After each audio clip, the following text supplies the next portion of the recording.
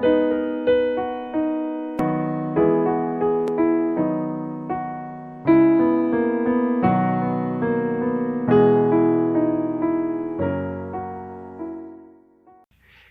aquel que es poderoso para guardaros sin caída y presentaros sin mancha delante de su gloria con gran alegría, al único y sabio Dios, nuestro Salvador, sea gloria y majestad, imperio y potencia, ahora y por todos los siglos. Amén. Acompáñame en una oración, por favor. Padre bueno, roca de nuestra salvación, aquí estamos, Señor, para ver tu gloria a través de la seguridad que tú nos has brindado, Señor. Te pedimos que nos dispongas, que nos des un entendimiento correcto de tus verdades. Guárdame, Señor, del error y ayúdanos, Señor, a ver tu inmensa gloria a través de las Escrituras. Amén. El 10 de abril de 1912 zarpó de Southampton, Inglaterra, hacia Nueva York el llamado Barco de los Sueños. El barco más grande, lujoso y seguro jamás construido. Era el epítome de la ingeniería de su época. Medía de largo 269 metros, de ancho tenía 28 metros y de alto 53.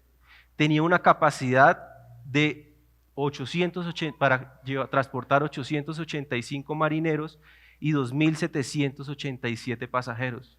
A la verdad era muy grande para la época, pero además contaba con lujos como piscina, pastelería, turco, zonas para pasear los animales, barbería, un gimnasio, ascensores eléctricos, varios salones de exquisita decoración dedicados a la lectura o para los fumadores de la época.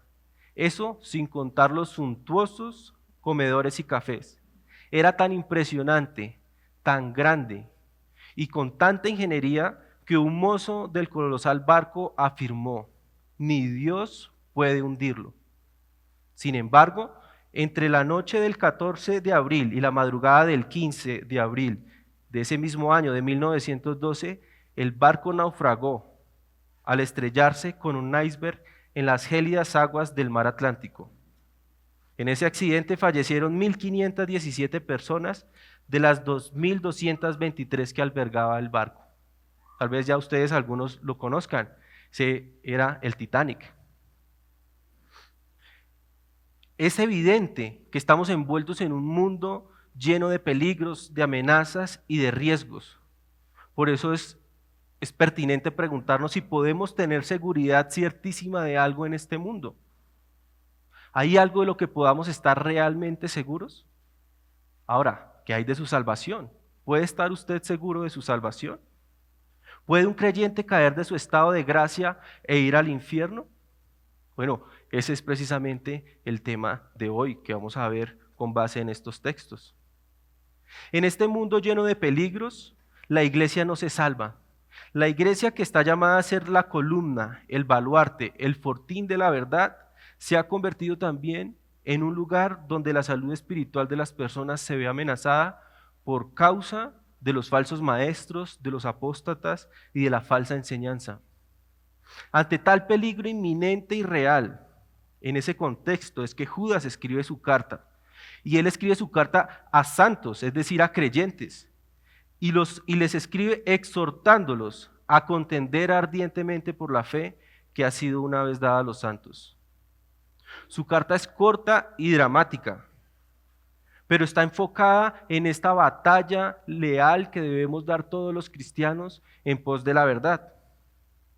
En su carta, a manera de resumen, él enseña las características de los falsos maestros y los apóstatas, los compara con nubes sin aguas y árboles sin fruto, ahí en los versículos del 8 al 13, es decir, con algo que parecen ser, pero en realidad no lo son, y con algo estéril. Él enseña también el juicio venidero que ha de venir sobre los apóstatas y hace una declaración muy fuerte en el versículo 13 y dice que para ellos está eternamente reservada la oscuridad de las tinieblas. También da instrucciones de cómo enfrentar el peligro de la apostasía y nos da algunas instrucciones de cómo hacerlo. Por ejemplo, nos dice que debemos recordar las advertencias de que los apóstatas infiltrarán ciertamente la iglesia. de que la falsa enseñanza estará en algunas iglesias. Nos llama a santificarnos ahí en el verso 20, a obedecer por amor, y él lo expresa así, conservados en el amor de Dios, con la esperanza en la vida eterna. También, Judas, ante esta batalla espiritual real que la iglesia ha enfrentado desde su misma institución, nos llama a ayudar a los que están en peligro. Y él divide a estas personas en tres grupos para los que prescribe tres maneras de actuar diferente y que va aumentando su exigencia conforme el grupo está más comprometido con el error. Él categoriza a los que dudan y a esto nos llama a mostrarles nuestro amor a través de compartirles la verdad con paciencia y misericordia. Luego están los que están convencidos con el error. Esto implica un esfuerzo, un poco más esfuerzo doctrinal, pero también más paciencia y una mejor disposición. Y finalmente están los que verdaderamente están comprometidos con el error, a los cuales no nos llama a desecharlos del todo. ¿Nos llama a qué? A no establecer compañerismo íntimo, por teniendo temor de contaminarnos de ese mismo error que ellos están teniendo, pero también a proclamar las verdades de la fe que fue una vez dada a los santos. Y es en este contexto de batalla, de peligros, donde que Judas termina su carta con una de las doxologías más hermosas que están en la Escritura. Personalmente es la que más me gusta. Una doxología simplemente es una alabanza a Dios.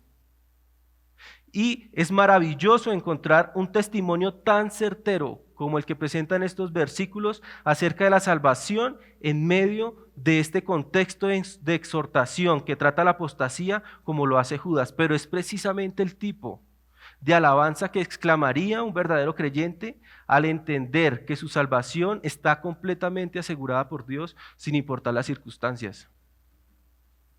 Así que entremos en materia con nuestro texto. Fíjese que el escritor en el versículo 24 se dirige a aquel que es poderoso para guardarnos sin caída y presentarnos sin mancha delante de su gloria con gran alegría. ¿Quién es aquel a que se refiere Judas? Bueno, pues aquel que es poderoso para guardarnos es el mismo único y sabio Dios del versículo 25 en la parte A.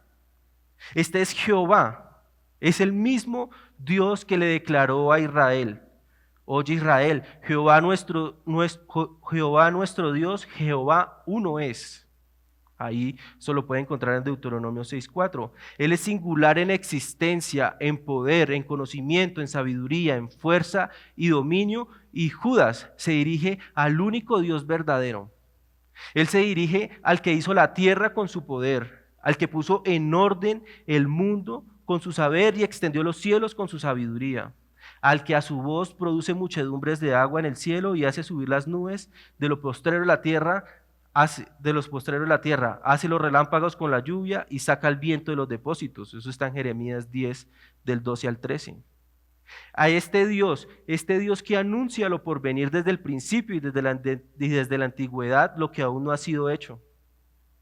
Él se está refiriendo al único Dios verdadero, al único Dios que tiene la capacidad y el poder para salvaguardar su promesa de salvarnos.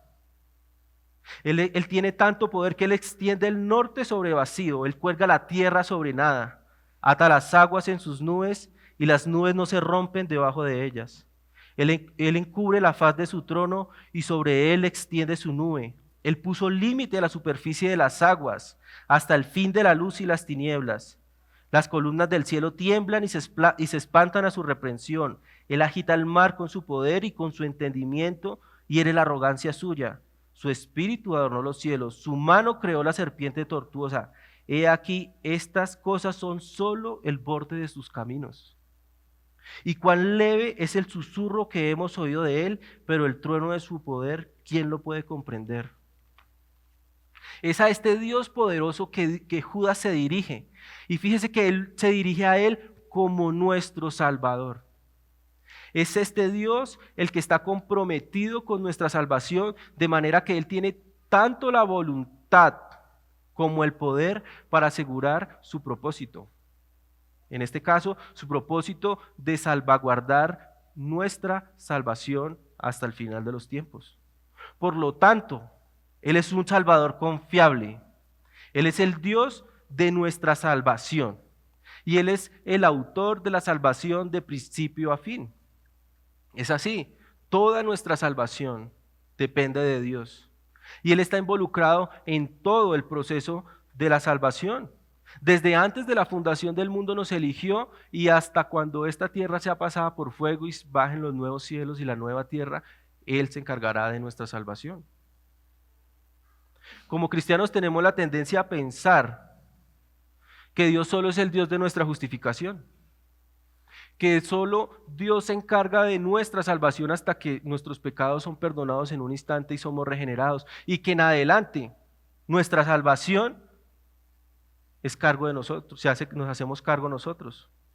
Esta tendencia, lamentablemente todos los que estamos acá, hemos estado o estamos involucrados en mayor o menor grado. Pero esto es mentira.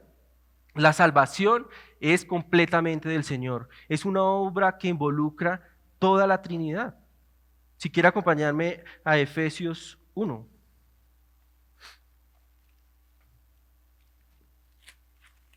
Versículo desde el 3 al 10.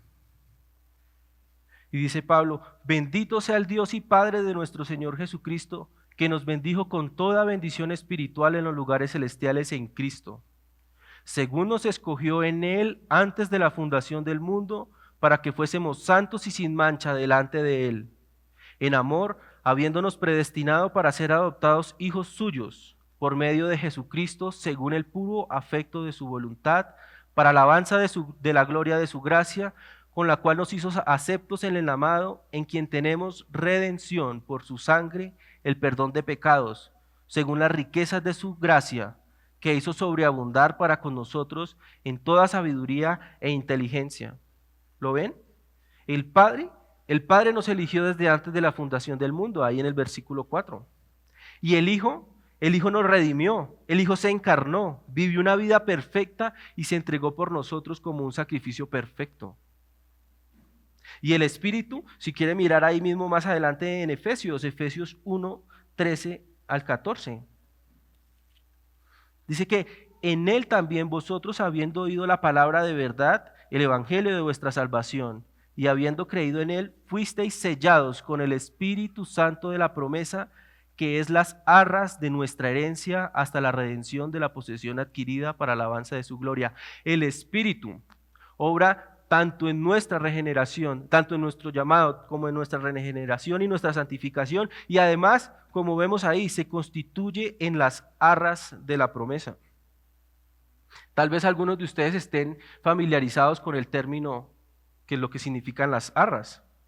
Las arras no es más que una garantía que se da como prueba de que nuestro compromiso para hacer un negocio o cumplir una promesa es seguro. Hace poco tuve la oportunidad de comprar un inmueble y en el contrato, dentro de las muchas cláusulas que habían, una de las más importantes eran las arras. Y estipulaba que un porcentaje de un dinero quedaba como garantía de que mi palabra, de que mi compromiso con ese negocio era cierto. Si yo incumplía, tenía que pagar ese dinero como depósito a la empresa. Y si ellos incumplían, de la misma manera tendrían que dármelo a mí. Qué hermoso, ¿no le parece a usted? Que este Dios, que es ciertísimo, que es santo, que es fiel, que es inmutable, aparte de, Él no tiene necesidad de comprometer nada además de su palabra para asegurar su salvación. Él no lo hace por causa de que Él pueda incumplir, sino lo hace por causa de nosotros. En su infinita sabiduría y amor, Él ha entregado Él mismo, el Espíritu Santo, se ha entregado como arras de que su promesa de salvación es ciertísima. Todas las etapas de esta salvación son por gracia. Así que alejarnos o apartarnos de esto es vivir en un legalismo, desmontando. Si nosotros pensamos que nuestra salvación la mantenemos nosotros, en algún momento incluimos nuestras obras, nos desmontamos del corcel de la gracia y nos montamos en un caballo de palo de las obras. Un caballo que a la verdad no nos llevará a ningún lado. Nos dejará en el mismo lugar, nos dejará amargados y nos dejará frustrados y tampoco le dará gloria a Dios. Esto nos hará orgullosos, creyendo que nos sostendremos en la gracia por nuestro propio esfuerzo. Es ridículo porque son conceptos excluyentes, porque si es por gracia no es por obras, y si es por obras no es por gracia. Nos hará religiosos, tratando de agradar a Dios por medio de costumbres y ritos. Y temerosos, porque al ver nuestra insuficiencia temeremos ser destituidos de esa gloria, y ciertamente así sería. Por el contrario, asumir y entender que toda la salvación es obra de Dios y que es por su gracia, nos hará que seamos agradecidos, porque entenderemos que lo que recibimos no lo merecemos y además será un combustible poderoso para nuestra obediencia, pero no una obediencia servil, no una obediencia que trata de transar con Dios, sino una obediencia por amor, una obediencia que se da por respuesta a esa salvación que Él ya nos ha brindado. Y por supuesto, esta será la manera que le daremos gloria a Dios y nos hará dar alabanzas como esta que hace Judas en su escritura.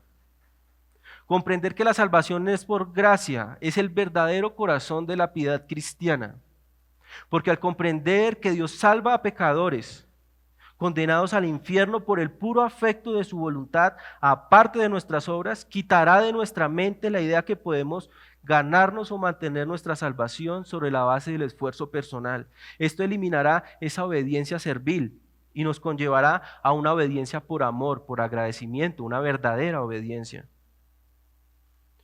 Pensar que Dios nos salva para luego dejar el resto de trabajo en nuestras manos no es ninguna salvación en absoluto.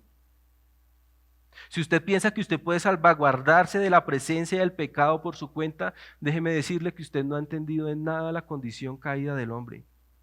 Y que usted está menoscabando la obra de nuestro Señor Jesucristo y está montado sobre un caballo de palo que no lo llevará a ninguna parte.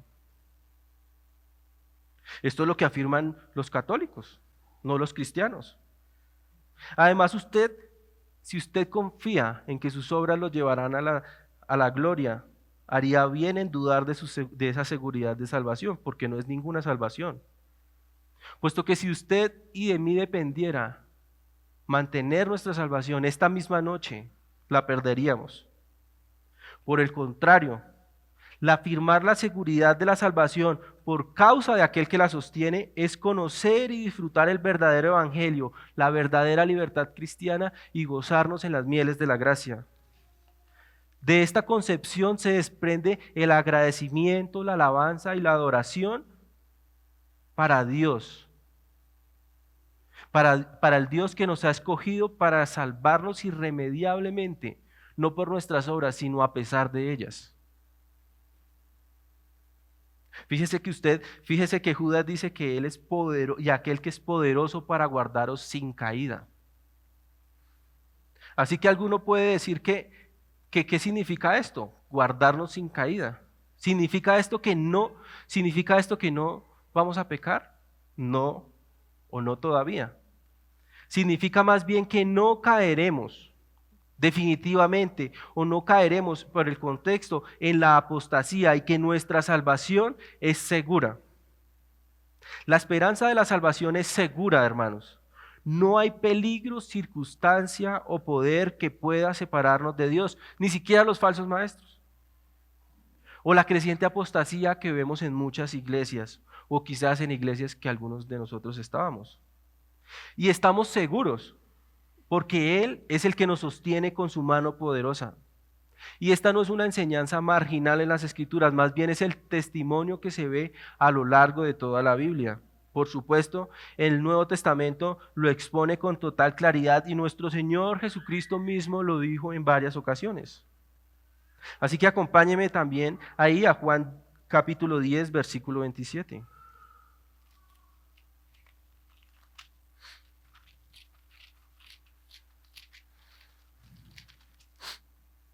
Juan 10, 27. Dice el Señor Jesucristo: mis ovejas oyen mi voz, y yo las conozco y me siguen. Y yo les doy vida eterna y no perecerán jamás, ni nadie las arrebatará de mi mano. Mi Padre que me las dio es mayor que todos y nadie las puede arrebatar de la mano de mi Padre. Yo y el Padre, uno somos. Observe que el Señor Jesús se refiere a mis ovejas. Y estas ovejas son los mismos llamados y santificados en Dios Padre a los que Judas se dirige ahí en el versículo 1 de su carta. Y si usted ha puesto su fe en Cristo, usted hace parte de esas ovejas. Note que el Señor afirma que Él da vida eterna, una vida que no tiene fin. De manera que si usted pudiera perder o pudiéramos perder esa salvación, esa vida eterna, pues no sería tal, no sería eterna porque tendría fin. Fíjese también en que el Señor dice, hace una doble negación, dice, no perecerán jamás ni nadie las arrebatará de mi mano. Esto es enfático. Dice, nunca, nunca. Y la razón de esto es que estamos en las manos del Todopoderoso. Fíjese, no perecerán jamás ni nadie las arrebatará de mi mano. Verso 29, mi Padre que me las dio es mayor que todos. Note el énfasis en estos pocos versículos de nadie, de no perecerán, y nuevamente nadie podrá arrebatarlas. Y todo esto es seguro porque el que nos cuida es mayor que todos. De manera que al contrario de lo que muchos piensan o afirman, somos salvos porque Dios nos sostiene firmemente y no porque nosotros nos aferremos a Él. Un poco la imagen es que estamos en el puño de la mano de Dios. ¿Quién podrá quitarnos de su mano? El Señor mismo también afirma ahí en Juan, pero ahora capítulo 6, del 37 al 40, dice, todo lo que el Padre me da vendrá a mí, y al que a mí viene no le echo fuera, porque ha descendido desde el cielo, no para hacer mi voluntad, sino la voluntad del que me envió. ¿Y cuál es la voluntad del que le envió? Que todo lo que me diere no pierda nada, sino que lo resucite en el día postrero. Está bien, diría usted. Es seguro que Dios puede guardarnos de los peligros externos, tal como lo hace un pastor al cuidar a su redil de las ovejas, de los ríos, de los truenos, de los peligros físicos. Pero ¿qué hay de los otros tipos de peligros? Si usted es un verdadero creyente, seguramente usted sabe que internamente se esconde un gran enemigo también. También Dios es poderoso para guardarnos de esto. ¿Qué hay del sufrimiento que pone en tanta duda nuestra fe? ¿Qué hay de los peligros sobrenaturales? ¿Qué hay de la inestabilidad política?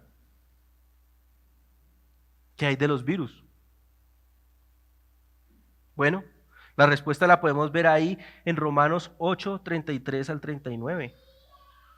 Y Pablo dice, ¿quién acusará a los escogidos de Dios? Dios es el que justifica.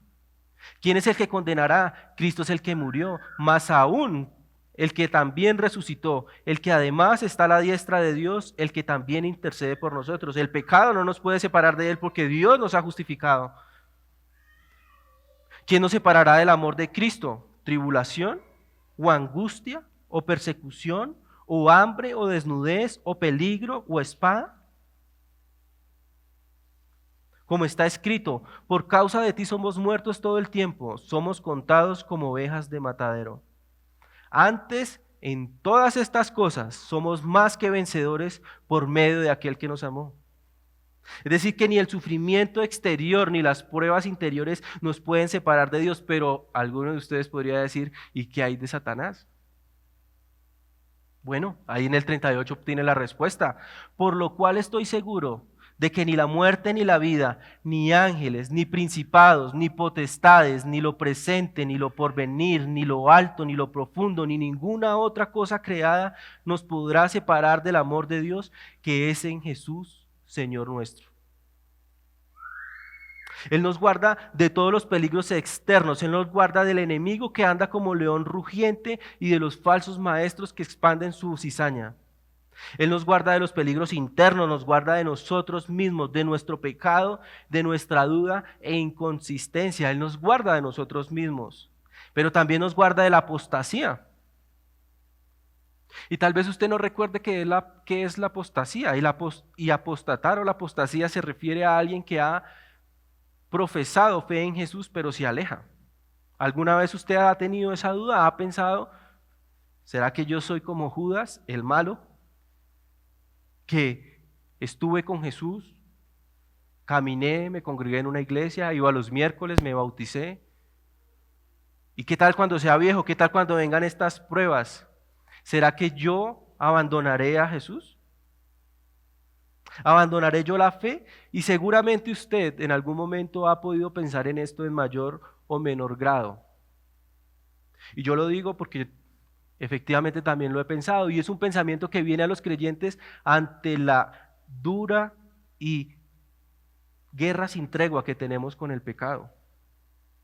Pero Dios, Él es poderoso para guardarnos de la apostasía. Si no, piense usted cómo llegó a esta iglesia. ¿Dónde estaba usted hace un par de años? Ahora también piense por qué está acá. Bueno, es el poder de Dios que seguramente si usted estaba en una iglesia apóstata, lo sacó de ahí y lo trajo acá salvaguardando su vida. Seguramente, como muchos de nosotros, usted habrá podido pensar, bueno, es que allá no lee la Biblia, yo sí la leía. Bueno, si usted leía la Biblia también era por gracia. ¿Qué tienes tú que no te haya sido dado? Y si te ha sido dado, ¿por qué te jactas? Esa es la gracia, esa es la lógica de la gracia. El Señor nos guarda de todo y lo hace por su amor y con su poder. Y es por esto que podemos decir que si Dios es por nosotros, ¿quién estará contra nosotros? Si nuestra salvación no fuera segura, yo no podría decir esto, yo no podría estar confiado, yo no podría dormir a la verdad. ¿Qué hay de usted? De pronto usted piensa que usted puede mantener su salvación, como todos en algún punto hemos pensado sin admitirlo y sin pensarlo claramente. Pero nadie se pierde, nadie se le extravía al príncipe de los pastores.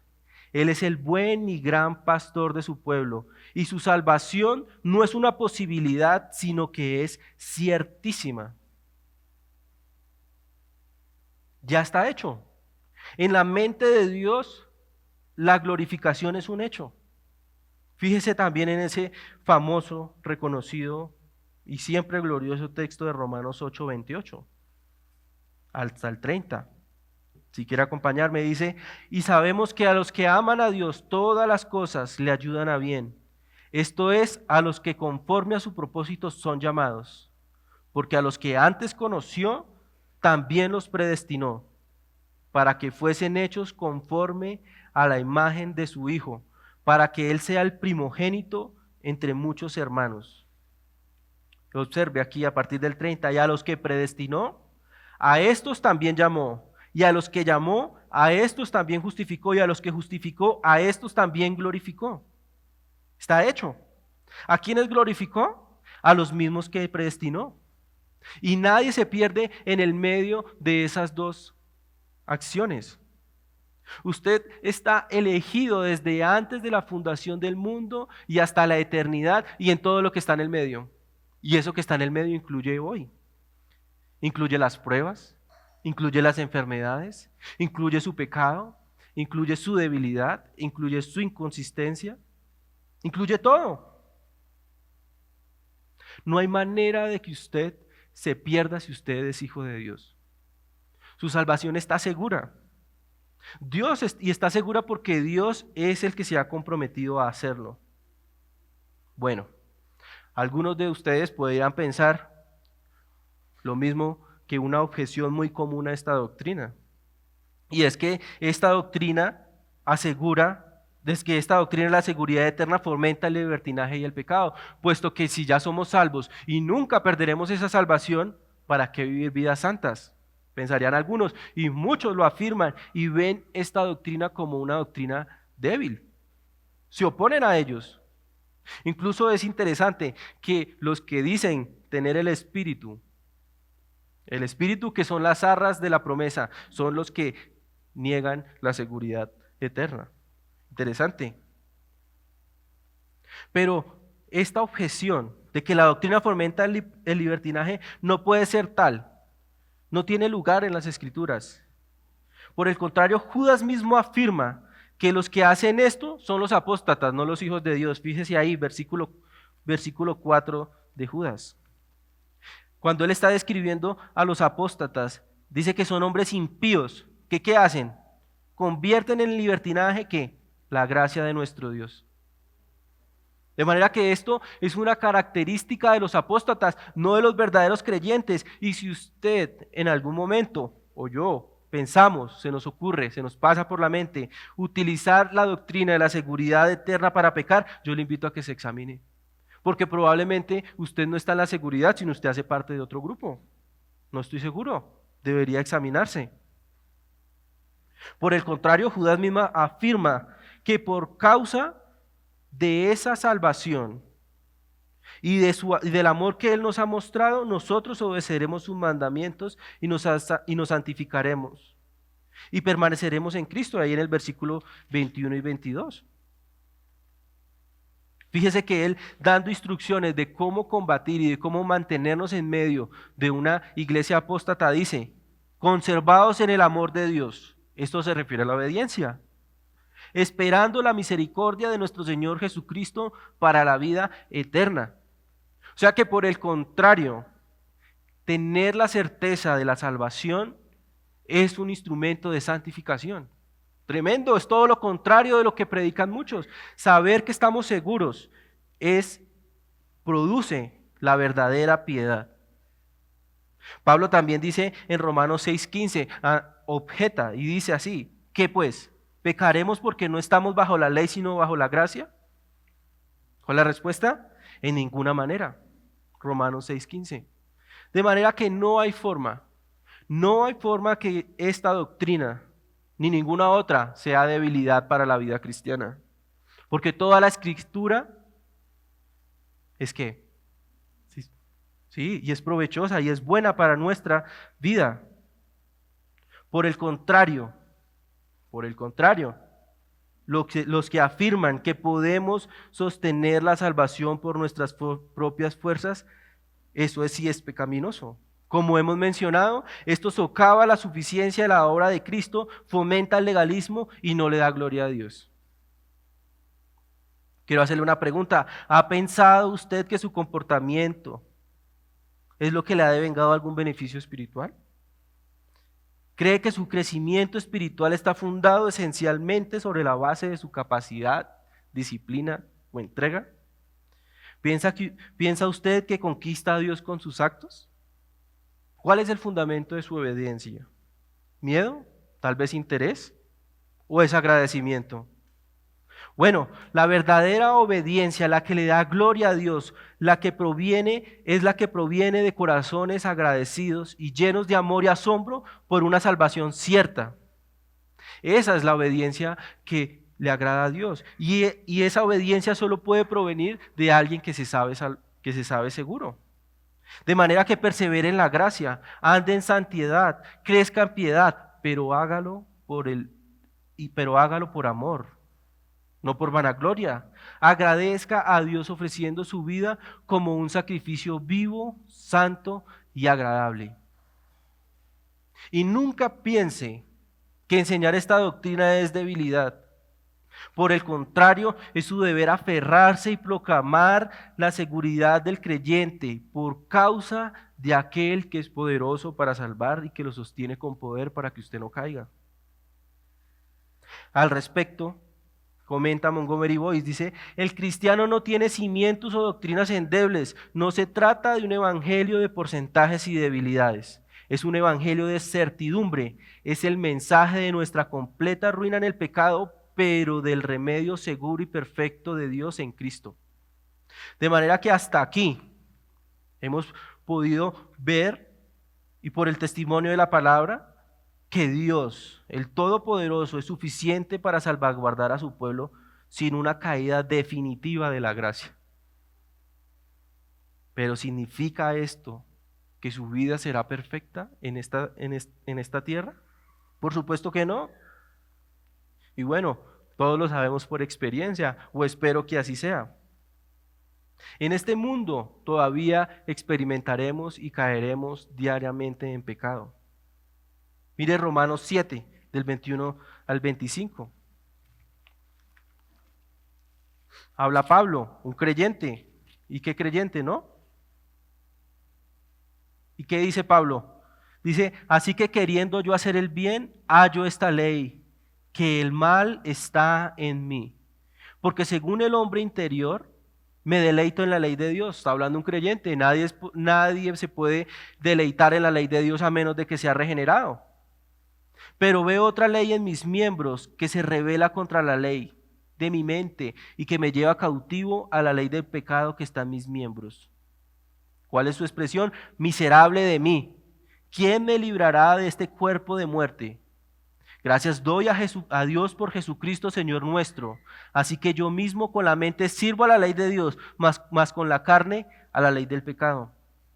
En este mundo, aún que ya estamos asegurados para la gloria eterna, debemos vivir con la presencia del pecado. Debemos combatirla. Es lo mismo que el mismo Pablo expresa adelante en Gálatas 5:17, que los deseos de la carne son contra el espíritu y ambos se oponen para que no podamos hacer lo que queramos. Es decir, que cuando queremos pecar, el espíritu actúa contra la carne, y cuando queremos vivir piadosamente, la carne actúa contra el espíritu. Es una lucha constante. Sin embargo, esta salvación, aunque en esta tierra no lo experimentaremos, esta salvación es tan grande que también promete que un día seremos libres de esa batalla, porque seremos libres de la presencia del pecado. Fíjese ahí en la parte B del versículo, dice que Él también que es poderoso para guardarnos, también nos presentará sin mancha delante de su gloria con gran alegría. Esto es la doctrina de la glorificación. Porque en el cielo, cuando nos encontremos con Él, experimentaremos la ausencia total de pecado y la plenitud de santidad. Su obra se completará y estaremos con Él, como nos lo prometió. La glorificación es la culminación de la obra de salvación y se refiere a la completa transformación de nuestra alma y de nuestro cuerpo para librarnos para siempre de la presencia del pecado. ¿Esto cuándo ocurrirá? Cuando nos veamos con Él. Es un cambio que Él ha prometido y también es un cambio necesario para poder compartir con Él eternamente. Ese día seremos perfectos como el Cristo glorificado. ¿Puede pensar en eso? ¿Puede pensar que un día ya no habrá más esta lucha y que seremos como Cristo y por causa de esa transformación estaremos con gran alegría delante de su presencia? Bueno, para probarlo miremos algunos versos. Espero que no me crean hasta que no se lo demuestre. Fíjese, Juan 3:2. Ahora, amados, ahora somos hijos de Dios y aún no se ha manifestado lo que hemos de ser, pero sabemos que cuando Él se manifieste, seremos semejantes a Él. La razón, porque le veremos tal como Él es. Filipenses 3:20. Porque nuestra ciudadanía está en los cielos, de donde también ansiosamente esperamos a un Salvador, el Señor Jesucristo, el cual transformará el cuerpo de nuestro estado de humillación en conformidad al cuerpo de su gloria, por el ejercicio del poder que tiene aún para sujetar todas las cosas a sí mismo. Él nos transformará a la semejanza de su cuerpo glorificado. Ahora mire Colosenses 1:22. Sin embargo, ahora Él los ha reconciliado en su cuerpo de carne mediante su muerte, a fin de presentaros santos, sin mancha e irreprensibles delante de Él. ¿Le suena familiar? Es lo mismo que está expresando Judas, y presentaros sin mancha delante de su gloria. Y Pablo lo dice también aquí, sin mancha e irreprensibles delante de Él. Cuando tengamos nuestros cuerpos glorificados, seremos perfectos. Seremos santos completamente y solo ese día le podemos corresponder como Él se merece. Solo ese día daremos una alabanza perfecta y eterna a nuestro Dios. Nos encontraremos cara a cara con nuestro Señor en la morada que Él está preparando para nosotros y podremos mantenernos en pie gracias a la obra de Cristo. Tal vez esta experiencia de estar delante de la gloria de Él, para algunos que han estado familiarizados con la Escritura, les cause terror y bien lo hacen. Pero nosotros no caeremos como muertos delante de su presencia, ni exclamaremos nuestra inmundicia de labios, porque seremos hechos como el Cristo resucitado. Por el contrario, habrá gozo eterno. Nuestras almas y cuerpos serán glorificados para poder experimentar y conocer el gozo perfecto. Y todo esto es posible gracias ¿a quién? A Cristo, al Cordero. Todo esto es gracias a la obra de Cristo.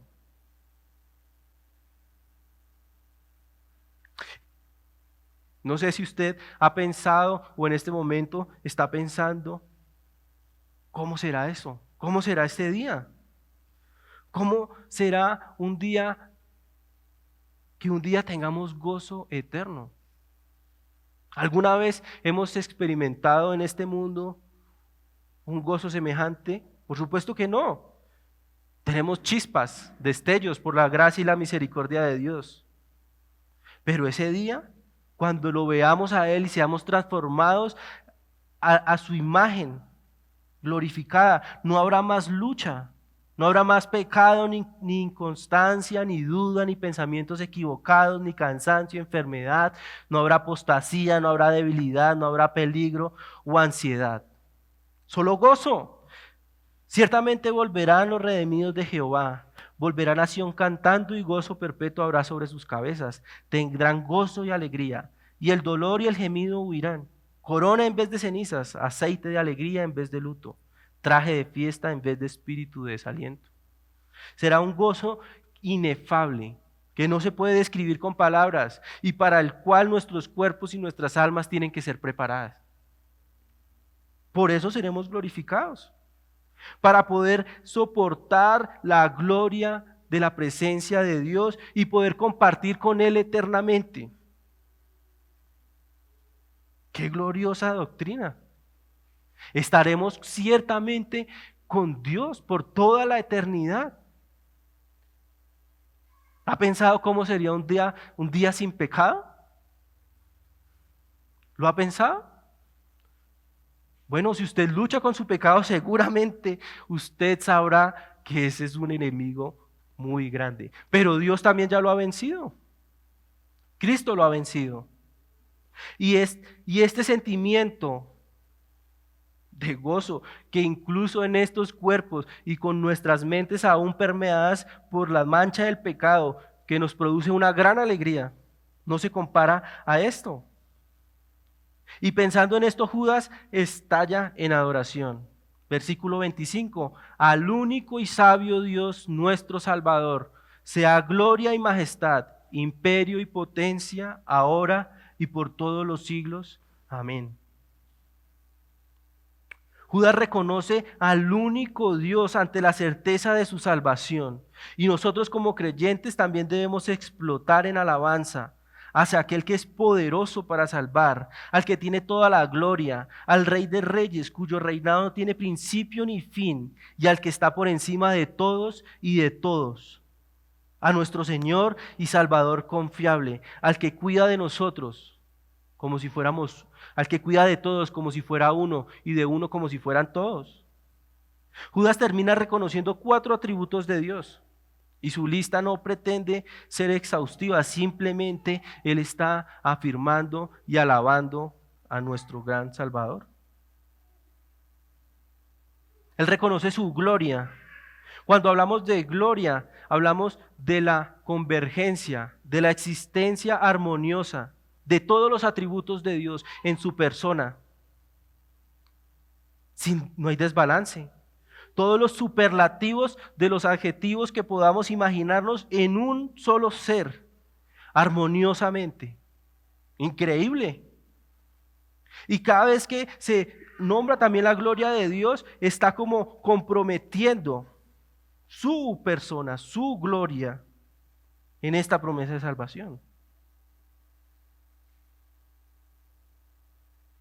También apela a la majestad. Y esto es al reino absoluto del Padre y el Hijo. Él reina, Él gobierna y por tanto también nos debe dar seguridad. Él gobierna todas las cosas y su imperio, cuando él refiere al imperio se refiere al alcance de su poder y al gobierno activo sobre todo.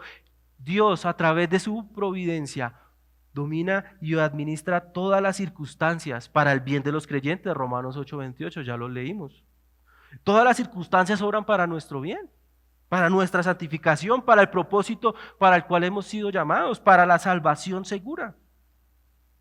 Potencia, el último atributo que se refiere Judas. Este denota el supremo derecho y privilegio de Cristo de hacer lo que Él quiere. ¿Qué Salvador es este? ¿Qué Salvador que tiene tanto la capacidad como el deseo de salvarnos y por tanto usted y yo podemos estar seguros? Y esta supremacía divina sobre todo el universo, abarca toda la eternidad. Fíjese que dice ahora y por todos los siglos. Él ha orquestado un plan de salvación desde el principio de nosotros, desde el principio de los tiempos hasta el final. Nada se escapa de sus manos. No hay ninguna circunstancia. ¿Qué tal su vida hoy?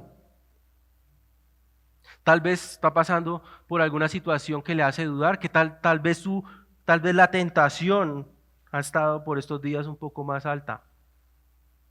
Tal vez está entregado a un pecado. Bueno, si usted es hijo de Dios, usted volverá a Él. Porque su poder actúa de diversas maneras para nuestra salvación. Y una de ellas es la disciplina. Otras, por supuesto, la comunión.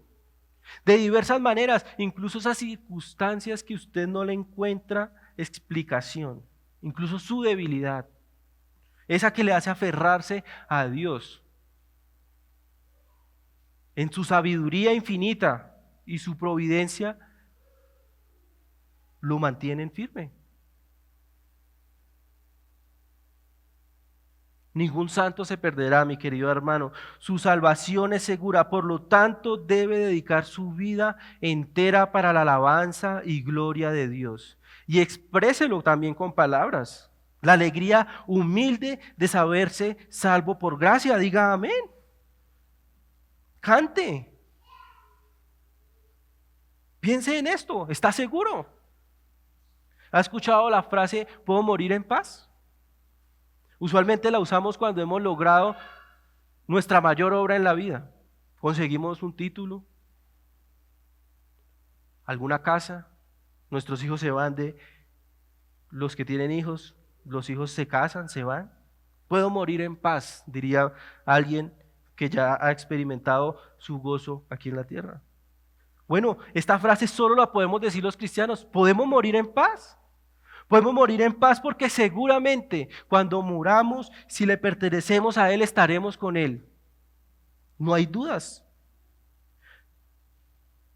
Pero también examine el motivo de su obediencia a Dios.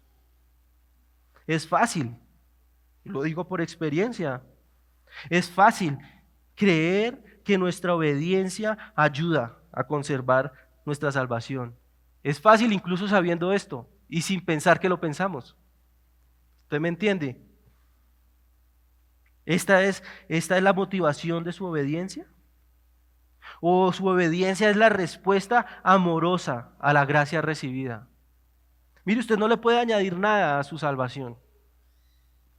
Gócese, pero que su gozo, que su seguridad alimenten su santificación. Viva como un esclavo por amor. Dele su vida a Dios. Y persevere en la gracia para santificación. ¿Qué le parece esto? Perseverar en la gracia para santificación. Alguno podría pensar que no tiene nada que ver, pero ya hemos visto que todo es por gracia, incluso su obediencia. Pero así como hablamos de una seguridad de la salvación eterna, si usted no está en Cristo, también tengo que decirle, que su perdición también es segura. Si usted no ha puesto su confianza en este Cristo, en este Dios que es poderoso para salvar y sostenerlo sin caída y presentarlo delante de su gloria, sin mancha, usted ha caído. Usted no puede presentarse delante de Él. Usted no va a poder sostenerse en pie cuando Él le llame en juicio. Y su perdición estará asegurada. E irá allí donde el gusano no muere y donde hay lloro y crujir de dientes. Pero si usted escuchó lo que dijo el mismo Señor, Él al que viene a Él no le echa fuera. Venga a Cristo. Venga a Cristo y asegúrese, escóndase en el baluarte de la salvación. Él es la roca de nuestra salvación. Y si usted viene a Él en arrepentimiento y fe hoy, gracia eterna le será dada hoy. Y usted estará seguro.